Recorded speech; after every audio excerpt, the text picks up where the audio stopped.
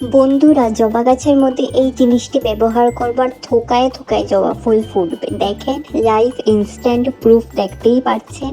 বেশ সুন্দর ফুল ফুটেছে, কারণ এই জৈব সারটি আমি আজকে প্রায় এক সপ্তাহ আগে ব্যবহার করেছি। আমার এক সপ্তাহর পর রেজাল্ট দেখেন। তো বেশ ফুল ফুটেছে এই গাছটির মধ্যে, এখনও ফুল ফুটেই যাচ্ছে। তো বন্ধুরা, আমি সমস্ত ঘরোয়া জিনিস নিয়ে আলোচনা করি। এটি আমার নতুন চ্যানেল, অল্প আমার পাশে থাকবেন, অল্প আমাকে সাপোর্ট করবেন। বন্ধুরা, আমার চ্যানেলটিকে সাবস্ক্রাইব করে দেবেন। বন্ধুরা, একদমই স্কিপ করবেন না। আজকে এই ভিডিওর মধ্যে আমি আপনাদের সঙ্গে শেয়ার করব যে আপনারা অতি মাত্রায় জবা গাছের মধ্যে ফুল অতি সংখ্যায় কি করে বাড়াবেন, কি এমন কি জিনিস এটি। অবশ্যই এই ভিডিওতে থাকেন, একদম স্কিপ করবেন না। চলুন ভিডিওটি তাহলে শুরু করি।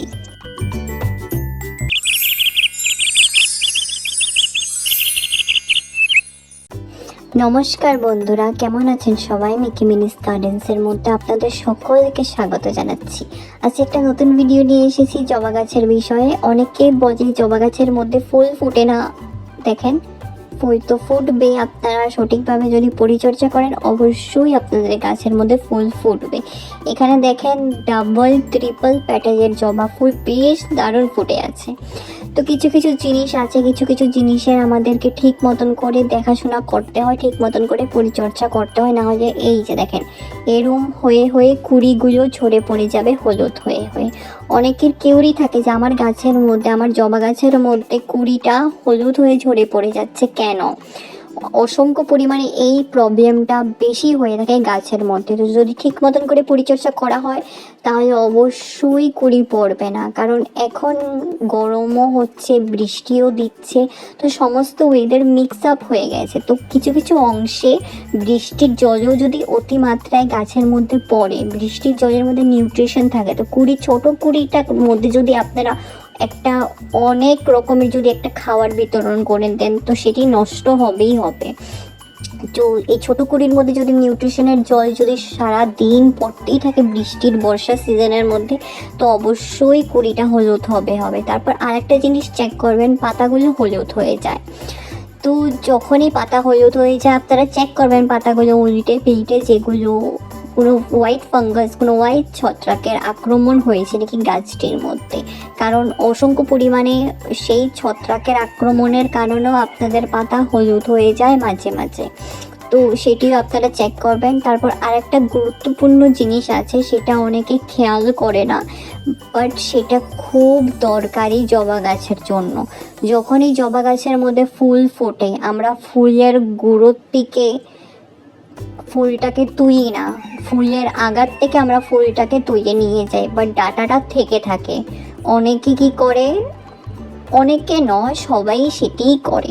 আমিও যখনই গাছ থেকে ফুল তুলি, আমি একদম ডাঁটার গুঁড়োর থেকে তুলি না, আমি ফুলের গুঁড়োর থেকে ফুলটাকে তুলে নিই। তো এটা আপনারা লক্ষ্য করবেন। ফুল তোলার পর আপনারা গাছটিকে চেক করবেন, তারপর এগুলো ডাঁটাগুলোকে কেটে দেবেন। না হলে আপনারা যা সব ফার্টিলাইজার ব্যবহার করবেন গাছটির মধ্যে, গাছটি এই ডাঁটাগুলোকে শুকনো হওয়ার জন্য সমস্ত এনার্জি দিয়ে দেবে। তো এগুলোকে দেখে দেখে আপনারা ভালো করে কেটে দেবেন। তারপর আরেকটা জিনিস আছে বন্ধুরা, আপনাদের গাছের মধ্যে যদি অসংখ্য পরিমাণে যদি কুড়ি পড়ে যাচ্ছে, পাতা হলুদ হয়ে যাচ্ছে, আপনারা কি করবেন? আপনাদের এখানে বৃষ্টি হচ্ছে, আপনারা গাছটিকে ইনডোরে এনে রাখবেন, কোনো একটা ছাওয়া জায়গাতে এনে রাখবেন, যাতে আলোটা আসে, রোদও পড়ে, যাতে বৃষ্টি আসে, যেন গাছটির মধ্যে বৃষ্টি যেন না পড়ে। তো এখানে দেখেন ছোট ছোট ডালি কুড়ি আসছে, কারণ এই গাছটি আমার বেশ ফেভারিট গাছ। এই গাছটির মধ্যে অসংখ্য পরিমাণে ফুলও ফুটেছে, আর এই কিছুদিন থেকে তো ফুল ফুটাতেই আছে ননস্টপ। আর আরেকটা জিনিস লক্ষ্য রাখবেন, আপনারা যখনই ফুল ফুটে যাবে, কালকের ফুল গাছের মধ্যে থেকে যায়, বাট সেই ফুলগুলোকে আপনারা তুলে নেবেন। ফুলগুলোকেও তুলে নিতে হয়, কারণ যদি আমরা কোনো ফার্টিলাইজার ব্যবহার করি, তো গাছ এই ফুলটাকে শুকনো হওয়ার জন্য এনার্জি দিয়ে দেয়। তার ফলে গাছের মধ্যে কোনো ব্রাঞ্চেসও বের হয় না, কোনো নতুন পাতাও বের হয় না, গাছের কোনো গ্রোথও হয় না, এবং কুড়িও অসংখ্য পরিমাণে কুড়িও হয় না গাছের মধ্যে। তেমন কিছু কিছু জিনিস আছে আমাদেরকে লক্ষ্য করতে হয়। আর এই গাছটি মাটির মধ্যে, জমির মধ্যে লাগানো, কারণ এটি বড় হচ্ছিল, তার জন্য আমি জমির মধ্যেই লাগিয়ে দিয়েছি। তারপর আরেকটা ফুল আপনাদেরকে দেখাবো, সেটি আমার প্রিয় ফুল, ফেভারিট ফুল। ওই ফুলটাকে আমি অনলাইনেও সার্চ করেছি, দেখেন এটি পাইনি। আমি আমার পাশের নার্সারিতে গিয়েও সার্চ করেছি, পাইনি। তারপর আমাদের পাড়াতেই একজনের গাছে ছিল, তো আমি পেরে এনেছি আর ডালও লাগিয়েছিলাম। যদি ডাল থেকে নতুন পাতা বের হয় তাহলে আমি আপনাদেরকে অবশ্যই শেয়ার করব, যেন আপনারা প্রার্থনা করবেন যেন গাছটির মধ্যে নতুন পাতা বের হয়। তারপর এই যে দেখেন হলুদ জবা, এটি খুব কমন বলবো না, খুব রেয়ার। তো এই জবা গাছের মধ্যে অসংখ্য পরিমাণে দেখেন পাতাগুলো চিকচিক করছে, শাইন করছে। তো সমস্ত ঘরোয়া জিনিসের টোটকা, আমি বাজার থেকে ভীষণ কম পরিমাণে জিনিস ব্যবহার করি, কারণ আমার বানানো ঘরোয়া জিনিস বাজারের ফার্টিলাইজার থেকে ভীষণ পরিমাণে বেশি, 100 গুণা বেশি কাজ করে এবং ইনস্ট্যান্ট রেজাল্ট দেয়। তো এখানে দেখতেই পাচ্ছেন ফুলের, এই গাছটির মধ্যে অসংখ্য পরিমাণে ফুলের কুড়িও ফুটছে। এবার চলুন এটি কী জিনিস অবশ্যই আপনাদের সঙ্গে শেয়ার করি। অনেকে হয়তো বুঝতে পেরেছেন আর অনেকে হয়তো বুঝতে পারেননি। এটি হলো কলার খোসা। কলার খোসাগুলোকে আমি রোদের মধ্যে শুকিয়ে রেখে দিয়েছিলাম। তারপর এটাকে আমি এবার ব্যবহার করব। আপনারা যদি চান এটাকে মিক্সচারের মধ্যে পাউডারও বানিয়ে নিতে পারবেন, স্টোর করে রাখতেও পারবেন।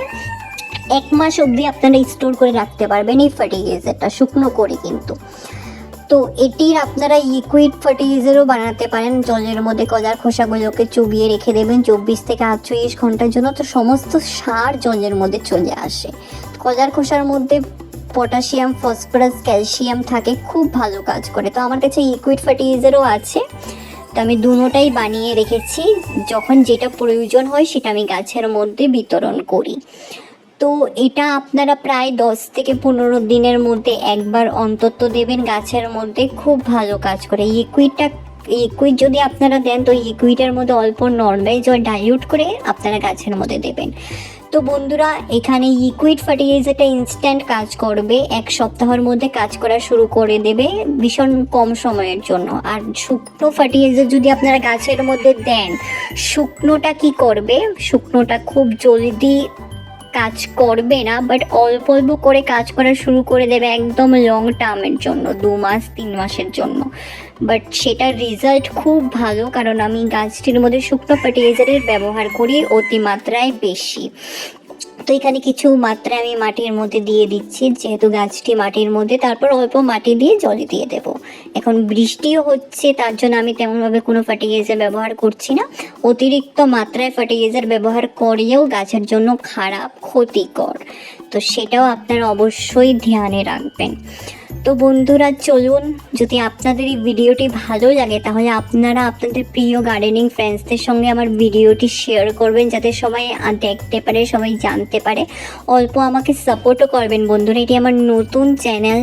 অল্প আপনারা আমার চ্যানেলটিকে সাবস্ক্রাইব করে দেবেন, লাইক করে দেবেন, শেয়ার করে দেবেন, কমেন্ট করে দেবেন, যাতে আমি এগিয়ে যেতে পারি। কারণ আপনাদের একটি সাবস্ক্রিপশন, একটি লাইক, কমেন্ট, শেয়ারে আমি মোটিভেট হই এগিয়ে যাওয়ার জন্য, যাতে এরকম ঘরোয়া টোটকা নতুন নতুন নিয়ে আপনাদের সঙ্গে আসতে পারি।